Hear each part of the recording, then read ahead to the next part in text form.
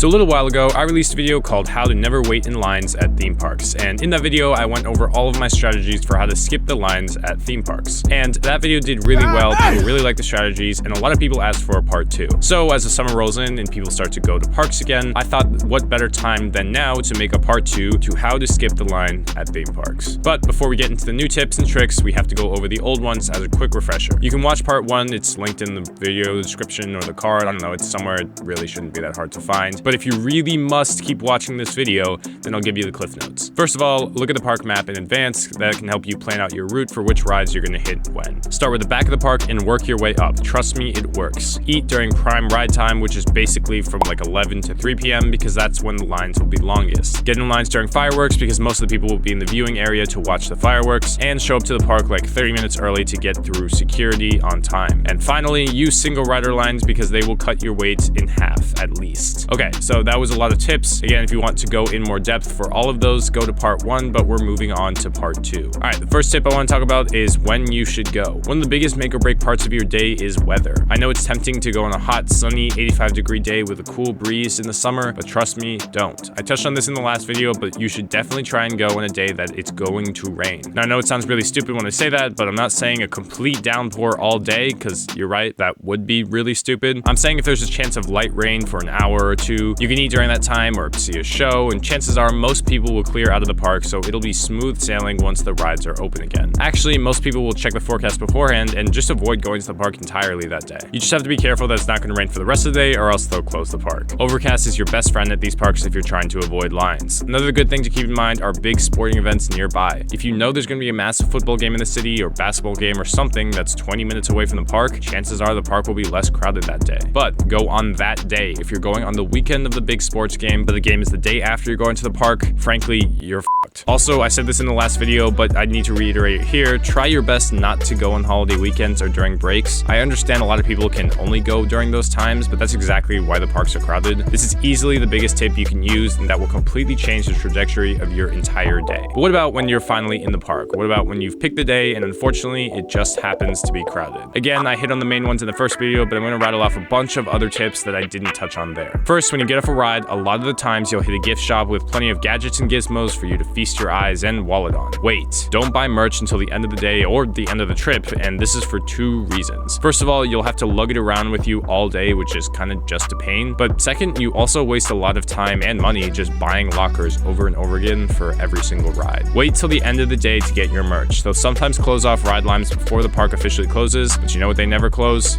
Stores. You know damn well those stores are going to be open until every single person is out of the park. So wait to do your shopping till later. Also, another thing that you should wait to do is games. These can rack up pretty big lines in the middle of the day, but by the end, they'll be pretty much dead. I know that that's a small thing, but it's the small lines that add up. If you're going during a haunt event with the haunted mazes or houses, I would definitely recommend actually buying an express pass for those lines. I know the point of this video is to avoid having to buy the skip the line passes, but for those mazes in particular, you kind of need it. These are really low capacity attractions because people take their time moving, especially if they're afraid. And once they're in it, there's really nothing you can do. They set their own pace. These also rack up some of the longest lines of the day because everyone coming during the Halloween season wants to do the spooky stuff. Also, you probably just won't feel as fulfilled or satisfied or whatever once you do finally get through a haunted maze as you would if you waited that long for a ride. Like if you wait 2 hours for freaking like King to Ka, you'll probably be happy that you waited for it once you get off. But if you waited 2 hours for like Killer Clowns, like, no, that would suck. This doesn't apply to other holiday events though. If there's like a lights walkthrough or something, don't buy a fast pass during a Christmas event. It's just not worth it. Now, on the topic of fast passes, if you do end up buying a skip the line pass for a park, there are usually 2 tiers, and if there are, just buy the most expensive tier. You'll get full access to all the rides and most likely for unlimited times. It's just not worth spending money to buy the cheap version and only getting to cheat some of the times. Cedar Fair does this with a lot of their parks, but you'll only be able to get the fast lane for their top rides with the plus option. Like the baseline fast lane is pretty much pointless at Cedar Point because you can't skip on Steel Vengeance, Maverick, and Millennium Force, which all take at least 2 hours each on their regular queue. So if you're gonna splurge the right way and go all in. Completely unrelated, but I wanted to talk about capacity real quick.